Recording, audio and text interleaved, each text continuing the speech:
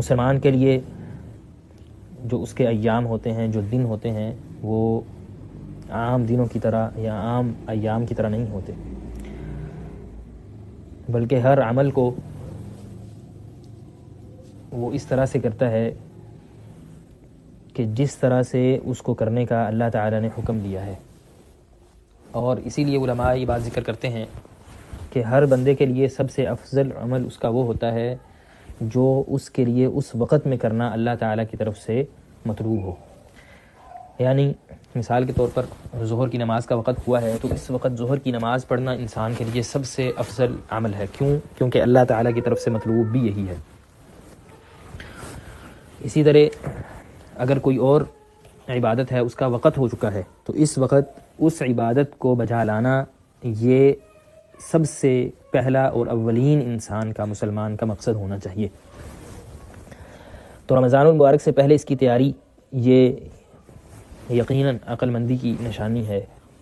اور عقل مند انسان وہی ہوتا ہے جو مقابلہ شروع ہونے سے پہلے اس کی تیاری کر لیتا ہے، جو میدان میں پہنچ کر پھر دیکھتا ہے کہ اب میں نے کیا کرنا ہے اور اب مجھے کیا کرنا چاہیے.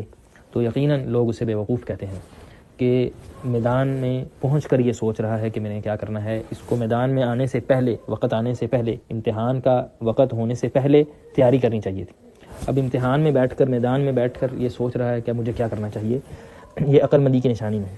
اللہ تعالیٰ نے یہ حکم دیا ہے اہل ایمان کو، فاستبقوا الخیرات، نیک اعمال میں، اچھائیوں میں سبقت لے جاؤ، ایک دوسرے سے آگے بڑھو، ایک دوسرے سے گویا کہ مقابلہ کرو.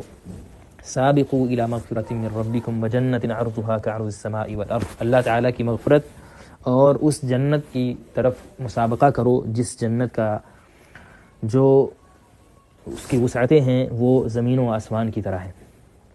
اسی لیے امام وکیع بن الجراح رحمہ اللہ، ان کا قول امام ابو نعیم رحمہ اللہ نے حلیۃ الاولیاء میں ذکر کیا ہے.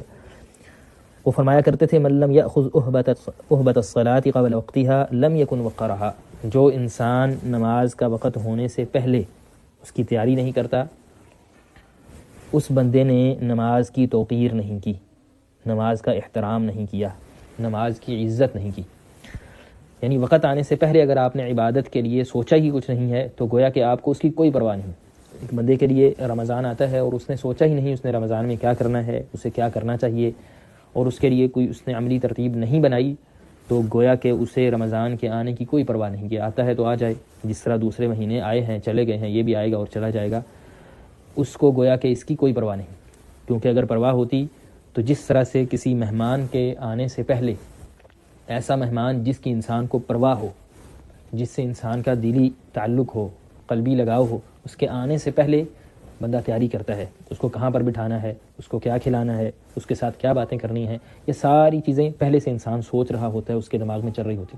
لیکن اگر کوئی ایسا مہمان آئے جس کے ساتھ دلی تعلق نہ ہو اور انسان کا قلبی میلان نہ ہو، تو ایسی صورت میں بندہ صرف یہی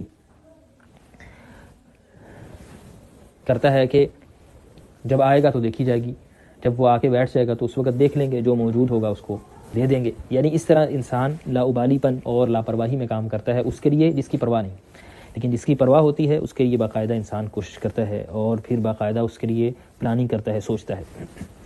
تو گویا کہ رمضان المبارک کے آنے سے پہلے اس کی تیاری کرنا، اس میں دو چیزیں لازمی طور پر ہے. ایک ہم نے کہا کہ یہ عقل مندی کی نشانی ہے کہ انسان پہلے سے، امتحان میں جانے سے پہلے، امتحان کا وقت ہونے سے پہلے، امتحان گاہ میں، امتحانی سینٹر میں جانے سے پہلے تیاری کرے، اور اس میدان میں جانے سے پہلے، دوڑ لگانے کا وقت ہونے سے پہلے انسان تیاری کر کے آئے.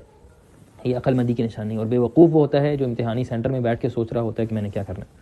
تو رمضان کے آنے سے پہلے عقل مندی کی نشانی یہ ہے کہ انسان تیاری کرے. دوسری بات ہم نے یہ کہی کہ انسان اس کے لیے تیاری کرتا ہے جس کا انسان عزت یا احترام کرتا ہے، جس کی توقیر کرتا ہے، جس کے لیے دل میں کوئی چیز ہوتی ہے، کوئی دلی لگاؤ، کوئی قلبی میلان ہوتا ہے، انسان اس کے لیے محنت کرتا ہے اور پوری پلاننگ کرتا ہے اس کے آنے سے پہلے. تو جو بندہ مومن ہے، دونوں چیزیں اس کو اس بات پہ سوچنی چاہیے. اگر اس کو رمضان کے آنے کی کوئی خوشی نہیں ہے، اس کے ذہن میں ایسی کوئی بات نہیں آ رہی، تو پھر اسے اپنے ایمان کا جائزہ لینا چاہیے کہ وہ کیوں اس قدر بے حس اور بالکل اللہ تعالیٰ سے دوری کا مظاہرہ کر رہا ہے.